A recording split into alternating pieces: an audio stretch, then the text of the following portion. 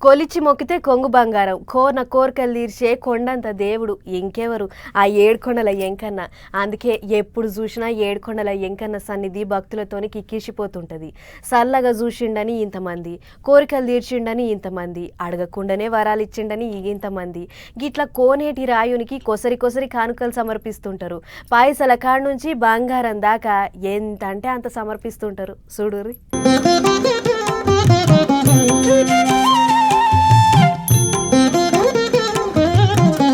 ఆగ చూడరి ఎట్ల మీరు మెట్లు గొలుపుతాంది పూసల దండ. బంగారు పోగులతోని అచ్చమైన బంగారంతోని తయారు చేసిన లక్ష్మీదేవి రూపుతోని మధ్య మధ్యలో 4 మూలల పథకాలతోని ఆ శ్రీవారికి సమర్పించనికే తయారు చేసిన మాలగిది.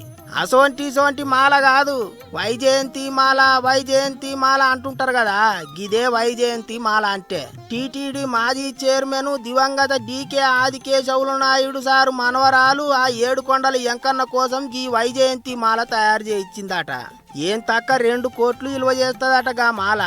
మరిగా పూసలు అందులున్న వజ్రాలు అన్ని అచ్చమైనవి, స్వచ్ఛమైనవి అట. గట్లనే తిరుచానూరు పద్మావతి అమ్మవారికి కూడా ఓ మాలను సమర్పిస్తారట.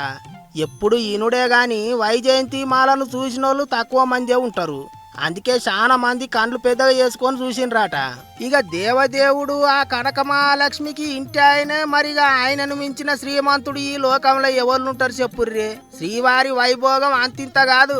ఏడాదిలో ఎప్పుడు చూసినా ఎంకన్న సన్నిధి భక్తులతోని కిటకిటలాడుతూనే ఉంటది. కోనేటి రాయుని ఖజానా నిండుతూనే ఉంటది.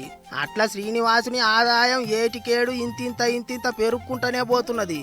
కట్టల కొద్ది పైసలు, కిలోల కొద్ది బంగారం జమ అయితేనే ఉన్నది. పోయినేడు అచ్చరాల 1161 కోట్ల రూపాయల ఆదాయం వచ్చిందట. బ్యాంకులల్లో 1000 కోట్లు, 1000 కిలోల బంగారం ఉన్నది. అయితే అన్ని 1000 కోట్లు అంత బంగారం వస్తున్నా ఆ వెంకన్న కుబేరుని దగ్గర తీసుకున్న అప్పు మాత్రం తీర్తలేదట. ఎంతొచ్చినా వడ్డీకే సరిపోతలేదు అన్నట్టు చేస్తాండు కుబేరుడు అనుకుంటారు భక్తులు.